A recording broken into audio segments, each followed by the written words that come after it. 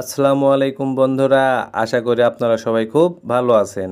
আজকের ভিডিওতে আমরা জানব লোরিক্স ক্রিমের কাজ, সঠিক ব্যবহার, পার্শ্ব প্রতিক্রিয়া ও কি বিষয়ে সতর্কতা থাকতে হবে। ওষুধটির উপকারিতা। লোরিক্স ক্রিম একটি অ্যান্টিপ্যারাসাইটিক ওষুধ যার প্রধান উপাদান হলো পারমেথ্রিন 5%। এটি মূলত দুই ধরনের সমস্যায় ব্যবহার করা হয়।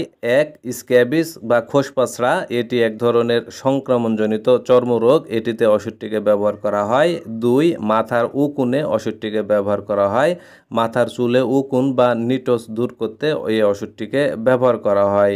এটি পরজীবীকে মেরে ফেলে এবং তাদের ডিম ধ্বংস করে, ফলে চুলকানি ও ইনফেকশন কমে যায়।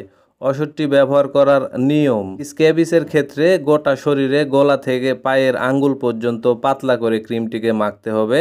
শিশুদের ক্ষেত্রে মুখ ও মাথার ত্বকেও লাগানো হতে পারে, চোখ ও মুখের ভিতরে নয়। লাগানোর পর 8 থেকে 14 ঘন্টা রেখে ধুয়ে ফেলতে হবে।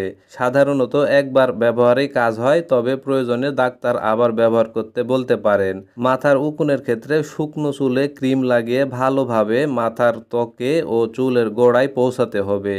10 মিনিট পরে পানি দিয়ে ধুয়ে ফেলতে হবে। তারপর ফাইন টুথ চিরুনি দিয়ে মৃত উকুন ও ডিম সরিয়ে ফেলতে হবে। ওষুধটির কিছু পার্শ্ব প্রতিক্রিয়া আছে, যেমন চুলকানি বা জ্বালা পোড়া হতে পারে, হালকা র্যাশ হতে পারে, শুষ্ক ত্বক হতে পারে। যদি মারাত্মক অ্যালার্জি, শ্বাসকষ্ট বা ফুলে যাওয়া ভাব হয় তাহলে অবশ্যই দ্রুত চিকিৎসকের পরামর্শ নিতে হবে। কিছু সতর্কতা প্রয়োজন, যেমন শিশু ও গর্ভবতী ও স্তন্যদানকারী মায়েদের ক্ষেত্রে ডাক্তারি পরামর্শ ছাড়া ওষুধটিকে ব্যবহার করা যাবে না।